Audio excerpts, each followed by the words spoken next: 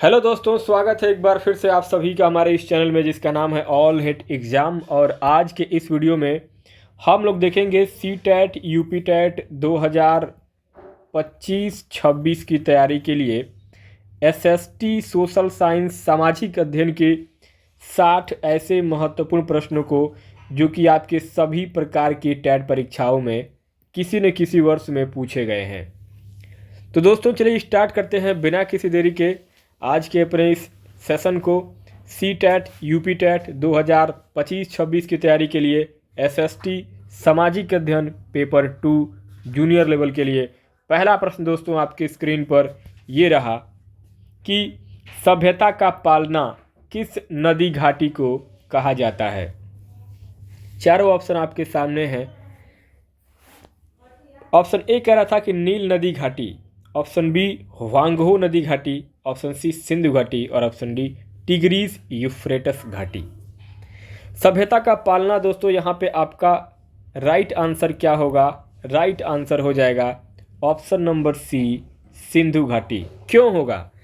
सिंधु घाटी सभ्यता जो है आप सभी को मालूम है कि 2500 ईसा पूर्व को दुनिया की सबसे प्राचीन सभ्यताओं में गिना जाता है सिंधु घाटी सभ्यता को। इसे हम कहते हैं क्रैडल ऑफ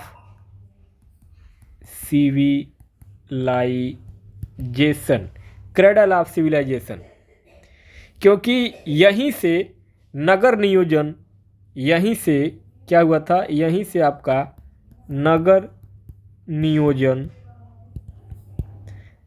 नाली व्यवस्था, व्यापार, इन सब की शुरुआत यहीं से हुई थी। यानी कि सभ्यता की जो शुरुआत है, सभ्यता का पालना, ये आपकी सिंधु घाटी सभ्यता से शुरुआत हुआ था। इसलिए आपका ऑप्शन नंबर सी यहाँ पे सिंधु घाटी सभ्यता राइट आंसर हो जाएगा। नेक्स्ट आगे क्वेश्चन नंबर सेकंड कह रहा था कि चोल शासन काल में ब्राह्मदेव शब्द का क्या अर्थ था। तो चोल शासन काल में ब्राह्मदेव का मतलब क्या होता था कि पुरोहितों को भूमि अनुदान में देना। चोल शासक जो हुआ करते थे वह ब्राह्मणों को कर मुक्त भूमि, यानी कि उस भूमि पर कोई भी जो है वो टैक्स या कर नहीं देना होता था। कर मुक्त जो है वह भूमि देते थे ब्राह्मणों को चोल शासक जी। इसी को कर मुक्त भूमि को ही ब्राह्मदेव कहा गया था। यह जो है धार्मिक और राजनीतिक, यह जो चोल शासक ब्राह्मण लोगों को देते थे दान में कर मुक्त भूमि, यह आपका धार्मिक और राजनीतिक दोनों उद्देश्यों को देखते हुए वो लोग जो है ये भूमि ब्राह्मण लोगों को देते थे। तो यहाँ पे आपका ऑप्शन नंबर बी पुरोहितों को भूमि अनुदान में देना राइट आंसर हो जाएगा। नेक्स्ट आगे क्वेश्चन नंबर थर्ड कह रहा है कि अल-बिरूनी ने भारत यात्रा के समय कौन सी पुस्तक लिखी थी। अल-बिरूनी ने भारत यात्रा के समय जो पुस्तक लिखा था उसको कहते हैं किताब उल हिंद। अर्थात अल-बिरूनी जो है ये किसके शासनकाल में भारत आया था? तो यह आपका गजनी, मोहम्मद गजनवी के शासनकाल में आया था। ये मतलब मोहम्मद गजनवी के समय में भारत आया था। और एक तरीके से कहें तो अल-बिरूनी जो है मोहम्मद गजनवी के साथ ही आया था और उसने जो है वह भारत की संस्कृति, भारत की समाज की व्यवस्था, राजनीति, उस समय भारत में किस तरीके की राजनीति चल रही थी और साथ ही साथ भारत में क्या विज्ञान में भी परिवर्तन हो रहा था, इन सब चीज़ों पर उसने मिला करके ये किताब लिखा था जिसको कि किताब उल हिंद कहा गया। तो ऑप्शन नंबर बी आपका यहाँ पे राइट आंसर हो जाएगा। नेक्स्ट आगे क्वेश्चन नंबर 4 कह रहा है कि स्वदेशी आंदोलन का मुख्य उद्देश्य क्या था। स्वदेशी आंदोलन का मुख्य उद्देश्य था ब्रिटिश माल का बहिष्कार करना। अर्थात 1905 में कब हुआ था ये? 1905 में बंगाल विभाजन हुआ था। बंगाल का विभाजन हुआ था 1905 में, और इस बंगाल विभाजन के विरोध में जो आंदोलन शुरू हुआ, इसका मुख्य नारा था स्वदेशी अपनाओ। इसका मुख्य नारा क्या था कि स्वदेशी अपनाओ, स्वदेशी अपनाओ और विदेशी छोड़ो, विदेशी छोड़ो, स्वदेशी अपनाओ विदेशी छोड़ो, ये उस समय का नारा था। तो यहाँ पे जो है हम ब्रिटिश के जो माल आते थे उसको बहिष्कार करना था और स्वदेशी अपने ही देश के माल को एक्सेप्ट करना था। यही मुख्य उद्देश्य था उस स्वदेशी आंदोलन का। नेक्स्ट आगे अगला 5वां प्रश्न है, गदर पार्टी का मुख्यालय कहाँ था? गदर पार्टी का मुख्यालय दोस्तों सैन फ्रांसिस्को में था। ऑप्शन नंबर सी आपका सही हो जाएगा।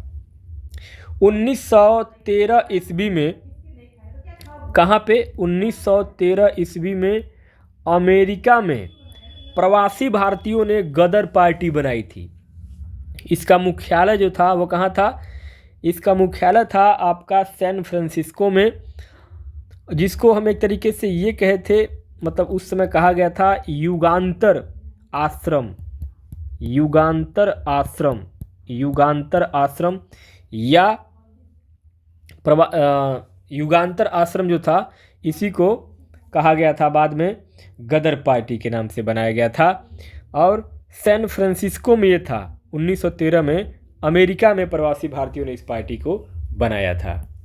आगे क्वेश्चन नंबर 6 कह रहा था कि 1916 का लखनऊ समझौता किनके बीच हुआ था? 1916 का लखनऊ समझौता जो हुआ था वह आपका कांग्रेस और मुस्लिम लीग के बीच हुआ था। कांग्रेस और मुस्लिम लीग में ये समझौता हुआ था ताकि ब्रिटिश शासन के खिलाफ मिल करके संघर्ष किया जा सके। इसलिए 1916 में कांग्रेस और मुस्लिम लीग दोनों मिल करके समझौता उन्होंने किया। तो ऑप्शन नंबर बी आपका यहाँ पे करेक्ट हो जाए। नेक्स्ट आगे क्वेश्चन नंबर 7 कह रहा है कि अर्थशास्त्र ग्रंथ के रचयिता कौन थे? अर्थशास्त्र ग्रंथ के रचयिता जो है दोस्तों सभी को मालूम है, चाणक्य कौटिल्य। कौटिल्य चाणक्य ने मौर्य साम्राज्य, आपने पढ़ा होगा मौर्य साम्राज्य में राजनीति, अर्थनीति और प्रशासन, इन तीनों पर मिला करके यह अर्थशास्त्र एक ग्रंथ लिखा था आचार्य चाणक्य ने, और यह एक बहुत प्रसिद्ध ग्रंथ है। तो ऑप्शन नंबर ए आपका चाणक्य कौटिल्य करेक्ट हो जाएंगे। नेक्स्ट आगे अगला 8वां क्वेश्चन है कि चंपारण सत्याग्रह में गांधी जी ने किसानों को किस समस्या से निजात दिलाई थी? तो दोस्तों चंपारण सत्याग्रह में गांधी जी ने किसानों को नीला खेती, ऑप्शन नंबर ए, बिहार के किसानों को मजबूर किया जाता था कि वे अपने 3/20 भाग खेत में नील बोए। अपने खेत का जो भी उनका भाग है उसका 3/20 भाग उनको जो है नील बोना होता था। ये उनके लिए कंपलसरी अनिवार्य कर दिया गया था। इसी को गांधी जी ने किसानों को इस शोषण से मुक्त करवाया था, जिसके वजह जिसमें कि इसी के लिए चंपारण सत्याग्रह किया गया था कि गांधी जी ने जो है किसानों को इस समस्या से निजात दिलाई थी कि नीली खेती जो करना है वो अब अनिवार्य नहीं है अपनी ज़मीन के 3/20 भाग में। तो ये आपका राइट आंसर हो जाएगा नीला खेती। सॉरी। आगे 9वां प्रश्न है, किस वायसराय के समय भारतीय राष्ट्रीय कांग्रेस की स्थापना हुई थी? तो ये लॉर्ड डफरिन के समय में हुआ था। ऑप्शन नंबर ए 1885 में, सन 1885 ईस्वी में कांग्रेस की स्थापना किसके द्वारा किया गया था? ए ओ ह्यूम के द्वारा। ए ओ ह्यूम ने 1885 में कांग्रेस की स्थापना किया था, और उस समय के जो वायसराय थे वो कौन थे? लॉर्ड डफरिन थे। इसलिए ऑप्शन नंबर आपका ए करेक्ट हो जाएगा। आगे 10वां प्रश्न है, दांडी यात्रा कितने किलोमीटर की थी? दांडी यात्रा जो थी वो टोटल 240 किलोमीटर की दांडी यात्रा थी 1930 ईस्वी में। कब? 1930 ईस्वी में गांधी जी ने जो है साबरमती आश्रम से, कहाँ से? साबरमती आश्रम से दांडी तक, कहाँ तक? दांडी तक 240 किलोमीटर की पैदल यात्रा किया था उन्होंने, पैदल यात्रा किया था और नमक कानून को तोड़ा था। नमक कानून जो चल रहा था इसको पैदल चल करके साबरमती आश्रम से दांडी तक 240 किलोमीटर पैदल चल करके आंदोलन करते हुए नमक कानून को तोड़ा था। ऑप्शन नंबर बी आपका 240 किलोमीटर करेक्ट हो जाएगा। आगे 11वां प्रश्न है, किस प्रकार की चट्टानें पृथ्वी पर सबसे अधिक पाई जाती हैं?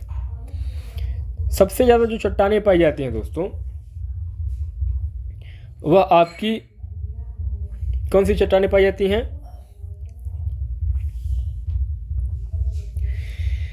तो सबसे ज़्यादा जो चट्टानें पाई जाएंगी वो आपका आग्नेय चट्टानें। कौन सी चट्टानें? आग्नेय चट्टानें जो हैं,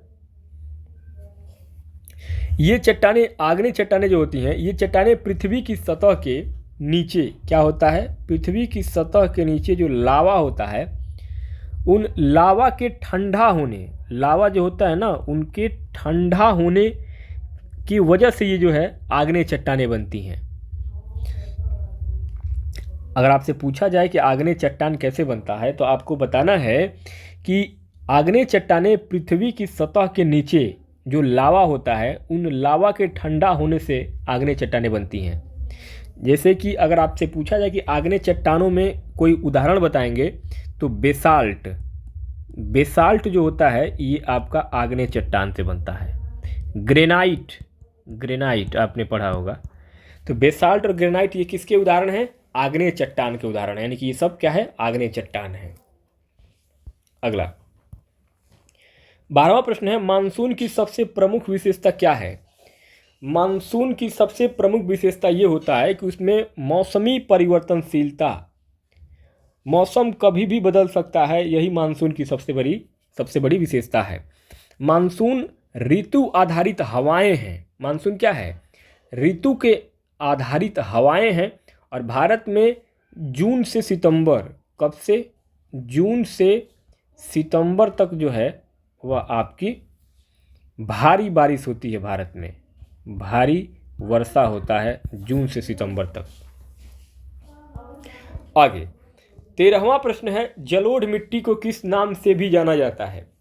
जलोढ़ मिट्टी को कछारी मिट्टी के नाम से जाना जाता है। कछारी मिट्टी।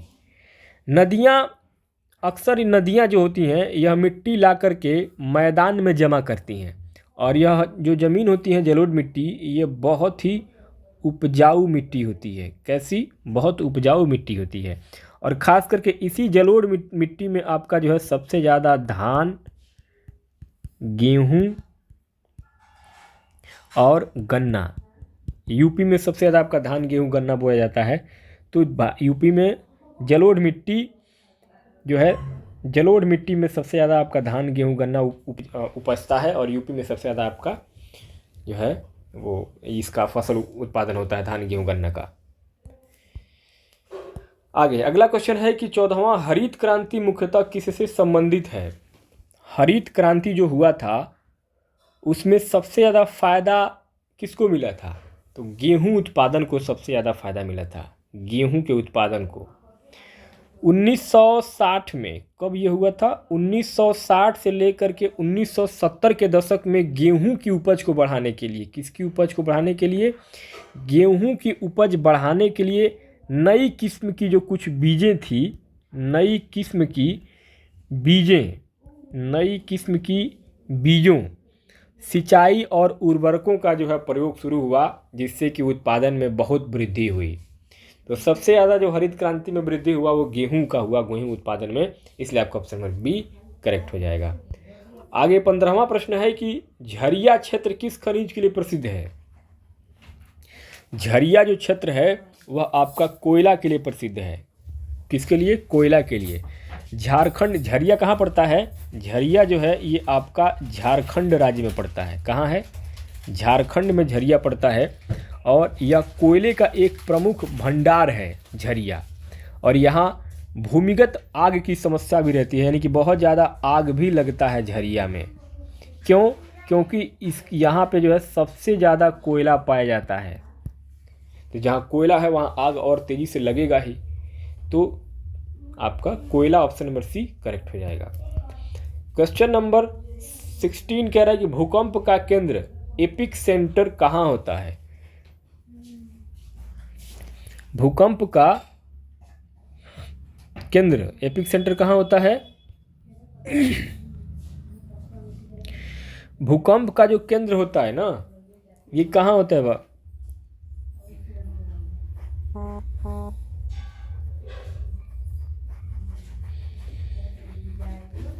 भूकंप का जो एपिक सेंटर यानी केंद्र बिंदु जो होता है, यह होता है आपका पृथ्वी की सतह पर वह बिंदु जो उत्पत्ति के ठीक ऊपर होता है, वही उसका उद्गम केंद्र यानी कि एपिक सेंटर होता है। ऑप्शन नंबर सी आपका करेक्ट हो जाएगा। 17वां प्रश्न है कि पश्चिमी घाट का दूसरा नाम क्या है? पश्चिमी घाट का दूसरा नाम क्या है? तो इसका दूसरा नाम होता है Sahyadri. Option number A Sahyadri आपका सही और राइट आंसर हो जाएगा। नेक्स्ट अगला क्वेश्चन है, भारत का कौन सा राज्य अफीम उत्पादन में सबसे अग्रणी है? राजस्थान में सबसे ज़्यादा जो है भारत में अफीम उत्पादन में सबसे अग्रणी राज्य जो है वो आपका कौन सा है? राजस्थान है। 19वां प्रश्न है कि एल नीनो किससे संबंधित है? एल नीनो,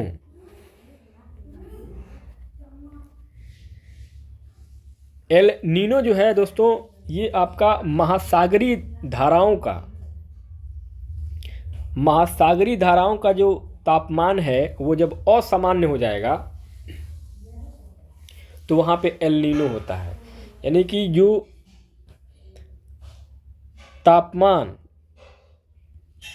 तापमान जब असामान्य स्थिति में आ जाएगा, असामान्य स्थिति में, तो वहाँ पे क्या है? एल नीनो बनेगा। आगे, भाखड़ा नांगल बांध किस नदी पर बना है? सतलज नदी पर बना है भाखड़ा नांगल बांध, सभी को पता होगा। अगला प्रश्न है कि संविधान सभा के प्रारूप समिति के अध्यक्ष कौन थे?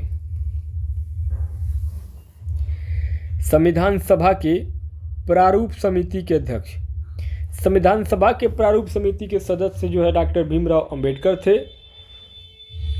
और संविधान का शिल्पी भी इनको कहा जाता है, अंबेडकर को। अगला, भारतीय संविधान की प्रस्तावना में समाजवादी शब्द कब जोड़ा गया? तो प्रस्तावना में समाजवादी जो शब्द है वो 1976 में जोड़ा गया था, 42वें संविधान संशोधन में। कब हुआ था ये? तो 42वां संविधान संशोधन जब हुआ था, 42वां संविधान संशोधन, उसमें जो है समाजवादी शब्द जोड़ा गया था। अगला क्वेश्चन है, अनुच्छेद 368 किससे संबंधित है? संविधान संशोधन से संबंधित है अनुच्छेद 368। ऑप्शन नंबर बी आपका सही हो जाएगा। 24वां प्रश्न है, 73वें संविधान संशोधन से किससे संबंधित है? 73वां संविधान संशोधन जो है पंचायती राज व्यवस्था, 73वां संविधान संशोधन पंचायती राज व्यवस्था से संबंधित है। यानी कि 73वें संविधान संशोधन में पंचायती राज व्यवस्था का संशोधन किया गया था। 25वां प्रश्न है, भारत का उपराष्ट्रपति कौन होता है? राज्यसभा का जो सभापति होता है, राज्यसभा का जो सभापति है वही भारत का उपराष्ट्रपति होता है। आगे क्वेश्चन नंबर 26 कह रहा था कि किस अनुच्छेद में समानता का अधिकार निहित है? समानता का जो अधिकार है वो अनुच्छेद 14 से 18 के बीच में, अनुच्छेद 14 से 18 में समानता का अधिकार दिया गया है। आगे 27वां प्रश्न, मौलिक कर्तव्यों की संख्या कितनी होती है? मौलिक कर्तव्यों की जो संख्या है वो टोटल कितनी है? 11 है। और 86वें संविधान संशोधन में कब 86वें संविधान संशोधन कब हुआ था? ये 2002 में जब ये हुआ था तो मौलिक कर्तव्यों की संख्या टोटल कितनी हो गई? 11 हो गई। आगे क्वेश्चन नंबर 28 कह रहा था कि भारत का निर्वाचन आयोग किस प्रकार की संस्था है? भारत का निर्वाचन आयोग जो है क्या है? एक संवैधानिक संस्था है। कैसी संस्था है? निर्वाचन आयोग यानी जो इलेक्शन कमीशन है वो कैसा है? एक संवैधानिक संस्था है, संविधान से चलता है। 29वां प्रश्न, लोकपाल और लोकायुक्त किससे संबंधित हैं? लोकपाल और लोकायुक्त जो है वो भ्रष्टाचार विरोधी संस्था, भ्रष्टाचार निवारण, लोकपाल और लोकायुक्त जो है वो जो है भ्रष्टाचार को देखते हैं। भारत में जो भी भ्रष्टाचार होगा उस पर जो लोकपाल और लोकायुक्त काम करते हैं। आगे, भारत का सर्वोच्च कार्यपालिका अंग कौन है? सर्वोच्च कार्यपालिका का प्रमुख अंग होता है राष्ट्रपति। सबसे ऊपर कौन है? राष्ट्रपति है। 31 कह रहा है कि सामाजिक विज्ञान अध्यापन में डिस्कवरी मेथड का मुख्य लाभ क्या है? डिस्कवरी मेथड का मुख्य लाभ होता है स्वयं ज्ञान प्राप्त करना। क्या? स्वयं खुद से ज्ञान प्राप्त करना। इसमें छात्र जो है खोज करके अपने आप स्वयं ज्ञान अर्जित करते हैं, जिससे कि जो सीखते हैं बच्चे खुद से अपना कोई काम अगर आप करते हैं या बच्चे करते हैं तो वो अस्थायी होता है और वो हमेशा लाइफ टाइम वो दिमाग में चीज़ें बनी रहती हैं। 32वां प्रश्न है कि प्रोजेक्ट पद्धति में शिक्षक की भूमिका क्या होती है? प्रोजेक्ट पद्धति में शिक्षक की भूमिका होती है एक मार्गदर्शक की भूमिका होती है प्रोजेक्ट पद्धति में शिक्षक की। नेक्स्ट क्वेश्चन नंबर 33, सामाजिक विज्ञान शिक्षण में फील्ड ट्रिप का मुख्य उद्देश्य क्या होता है?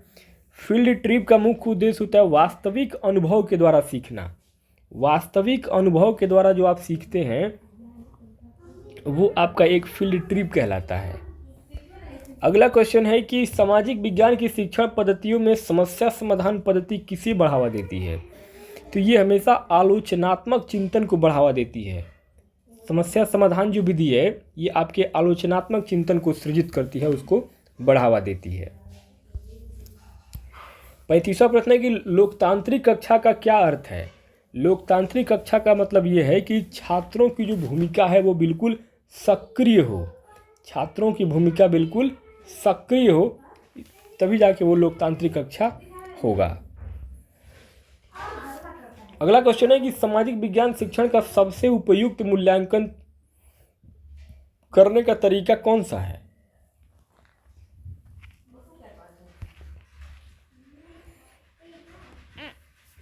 मूल्यांकन का प्रोजेक्ट और गतिविधि आधारित,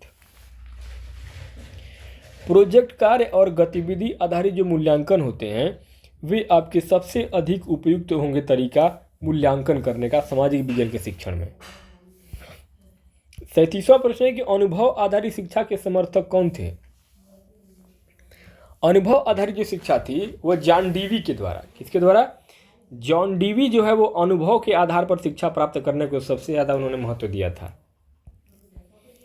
और तीसरा प्रश्न है कि सामाजिक विज्ञान का अध्यापन छात्रों को किसमें सक्षम बनाता है? तो यह जो है सामाजिक समस्याओं के समाधान के लिए, सामाजिक समस्याओं के समाधान को खोजना, ये जो है सामाजिक विज्ञान के अध्ययन के छात्रों को अधिक सक्षम बनाता है। अगला क्वेश्चन है सामाजिक विज्ञान शिक्षण में रोल प्ले का प्रयोग किस कौशल के लिए किया जाता है? तो रोल प्ले का जो काम किया जाता है वो उस बच्चे के सृजनात्मकता और संवेदनशीलता के लिए, बच्चे में जो है क्रिएटिविटी आए और वो बच्चा सेंसिटिव हो, इसके लिए जो है रोल प्ले कराया जाता है। 40वां प्रश्न है कि सामाजिक विज्ञान का एकीकृत दृष्टिकोण किसे दर्शाता है? एकीकृत दृष्टिकोण सभी विषय को जोड़ करके पढ़ाना, सभी विषयों को एक साथ जोड़ करके पढ़ाना, इसी को हम कहते हैं एकीकृत दृष्टिकोण। अगला है, किसे भारतीय पुनर्जागरण का जनक कहा जाता है? किसे भारतीय जनक किसे कहा जाता है? तो ये कहा जाता है राजा राम मोहन राय। राजा राम मोहन राय को उनके समाज सुधार और सती प्रथा समाप्ति के लिए भारतीय पुनर्जागरण के जनक के रूप में उनको कहा जाता है। अगला प्रश्न है कि नानक की शिक्षाएं किस ग्रंथ में संकलित हैं? तो गुरु ग्रंथ साहिब में जो है गुरु नानक जी की शिक्षाएं संकलित हैं, समाहित हैं, लिखा गया है। अगला क्वेश्चन है, कुषाण वंश के सबसे महान शासक कौन थे? कनिष्क। कनिष्क जो है वह कुषाण वंश का सबसे महान शासक। और चौथी बौद्ध संगीति आयोजित किसने किया था? तो कुषाण वंश के शासक कनिष्क ने किया था चौथा बौद्ध संगीत का आयोजन। 44 अलीगढ़ आंदोलन का नेतृत्व किसने किया था? अलीगढ़ आंदोलन के जो नेता थे सर सैयद अहमद खान। अलीगढ़ आंदोलन के नेता, अलीगढ़ मुस्लिम यूनिवर्सिटी की स्थापना सर सैयद अहमद खान के द्वारा किया गया था। अगला क्वेश्चन है कि 1932 के पूना पैक्ट में किस समझौते पर सहमति बनी थी? तो ये बना था आपका 1932 में गांधी जी और डॉक्टर अंबेडकर के बीच समझौता, जिसमें पृथक निर्वाचन की जगह आरक्षित सीटों का प्रावधान हुआ था। दलित वर्गों के लिए पृथक निर्वाचिका का समझौता वापस हुआ था। तो ऑप्शन नंबर बी आपका यहाँ पे करेक्ट हो जाएगा।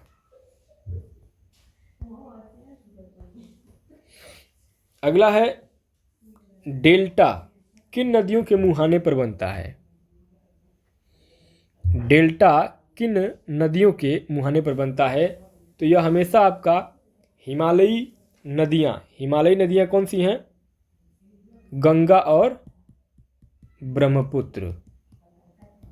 गंगा और ब्रह्मपुत्र नदियाँ, इन्हीं नदियों पर जो है वो डेल्टा बनता है। अगला क्वेश्चन है, किस क्षेत्र को भारत का धान का कटोरा कहा जाता है? तो भारत का धान का कटोरा कहा जाता है छत्तीसगढ़ को धान का कटोरा। अगला क्वेश्चन है, भारत में सर्वाधिक वनस्पति किस प्रकार के वनों की है? तो भारत में सर्वाधिक वनस्पति जो है वह उष्णकटिबंधीय पर्णपाती वन, उष्णकटिबंधीय पर्णपाती वन सबसे अधिक मात्रा में है। 49वां प्रश्न है कि सागर लहरें टाइड्स का मुख्य कारण क्या है? ज्वार भाटा। ज्वार भाटा चंद्रमा और सूर्य का जो गुरुत्वाकर्षण होता है, इसकी वजह से जो है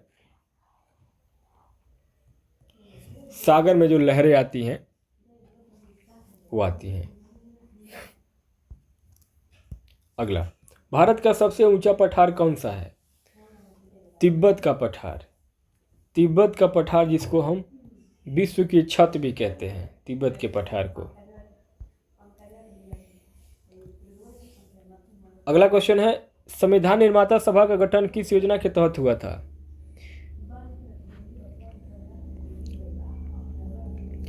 संविधान सभा का जो गठन हुआ था वो किस योजना के तहत? कैबिनेट मिशन योजना। कैबिनेट मिशन योजना 1946 में कैबिनेट मिशन योजना के तहत संविधान सभा का गठन हुआ था। अगला 52 नंबर पर अगला प्रश्न है कि संविधान में धर्मनिरपेक्षता का क्या अर्थ है? संविधान में धर्मनिरपेक्षता का मतलब है कि राज्य किसी धर्म को विशेष दर्जा न दे। कोई भी राज्य किसी धर्म को विशेष दर्जा न दे। अगला क्वेश्चन है कि राष्ट्रपति किस अनुच्छेद के तहत आपातकाल लागू कर सकता है। तो आपातकाल लागू करने के लिए अनुच्छेद 352, अनुच्छेद 356, अनुच्छेद 360, उपरोक्त सभी इन तीनों अनुच्छेद के तहत राष्ट्रपति जो है देश में आपातकाल लागू कर सकता है। अगला क्वेश्चन, राज्यसभा के लिए सदस्यों का चुनाव कितने वर्ष के लिए होता है। तो राज्यसभा के लिए टोटल 6 वर्ष के लिए, राज्यसभा के लिए सदस्यों का चुनाव 6 वर्ष के लिए होता है। अगला क्वेश्चन है कि अनुच्छेद 21A किससे संबंधित है। अनुच्छेद 21A शिक्षा का अधिकार, शिक्षा का अधिकार जो कि 6 से लेकर 14 वर्ष तक के बच्चों के लिए होता है। ऑप्शन बी आपका करेक्ट हो जाएगा। अगला क्वेश्चन है कि सामाजिक विज्ञान शिक्षण का सर्वोत्तम तरीका कौन सा माना जाता है। तो श्रेष्ठ तरीका जो है वह गतिविधि आधारित। सामाजिक विज्ञान शिक्षण का सर्वोत्तम तरीका होता है गतिविधि आधारित, यानी कि प्रत्यक्ष अनुभव और गतिविधि आधारित पर सामाजिक विज्ञान का सबसे बेहतर तरीके से हम समझ सकते हैं, पढ़ सकते हैं, पढ़ा सकते हैं। मल्टी डिसिप्लिनरी अप्रोच का क्या तात्पर्य है। मल्टी डिसिप्लिनरी अप्रोच का मतलब होता है कि विषयों का एकीकरण, अलग अलग विषयों को एकीकृत अध्ययन के माध्यम से पढ़ाना, वही क्या है आपका मल्टी डिसिप्लिनरी अप्रोच है। अगला क्वेश्चन है कंस्ट्रक्टिविज्म किस शैक्षिक विचारक से संबंधित है। कंस्ट्रक्टिविज्म जो है जीन पियाजे निर्माण करता है। अगला क्वेश्चन है सामाजिक विज्ञान में वैल्यू एजुकेशन का उद्देश्य क्या है। वैल्यू एजुकेशन का मतलब होता है नैतिक और लोकतांत्रिक मूल्य की, नैतिक सामाजिक और लोकतांत्रिक मूल्यों का विकास करना, वही जो है आपका एक वैल्यू एजुकेशन देता है सामाजिक विज्ञान में। अगला क्वेश्चन है सामाजिक विज्ञान की कक्षा में डिस्कशन मेथड का प्रयोग कब उपयुक्त है। डिस्कशन मेथड जब छात्र विचार विमर्श करके समाधान खुद खोजे, इसको हम डिस्कशन मेथड कहते हैं। तो दोस्तों इस प्रकार से इस वीडियो में हम लोगों ने टोटल 60 प्रश्नों को हल किया है, जो कि आपके एसएसटी सोशल साइंस सामाजिक अध्ययन पेपर 2 के लिए है, जूनियर स्तर के लिए, जो कि आपके सीटेट के लिए भी ये सारे क्वेश्चन एप्लीकेबल हैं और यूपी टेट के लिए भी हैं। तो आप चाहे सीटेट की तैयारी कर रहे हो या यूपी टेट की, या फिर आप सुपर टेट की तैयारी कर रहे हो, तो ये सारे क्वेश्चन जो हैं आपके बहुत हेल्प करेंगे प्रिपरेशन के लिए। दोस्तों ये वीडियो कैसा लगा मुझे कमेंट बॉक्स में ज़रूर बताइएगा।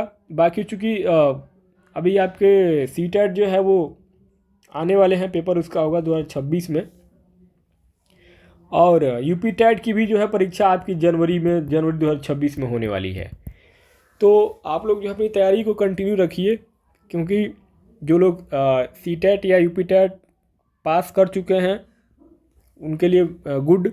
जो अभी आप लोगों ने देखा भी होगा कि अभी रिसेंटली एक आदेश आया है सुप्रीम कोर्ट का, कि जिसमें जो लोग टीचर बन चुके हैं और अभी यूपी टेट या सीटेट पास नहीं किए हैं, तो उनको भी जो है यूपी टेट या सीटेट पास करना होगा। तो आप लोग जो है अपनी तैयारी को जारी रखिए, पढ़ाई अपनी जारी रखिए। बाकी मिलते हैं नेक्स्ट वीडियो में नए टॉपिक के साथ, तब तक के लिए बहुत बहुत धन्यवाद।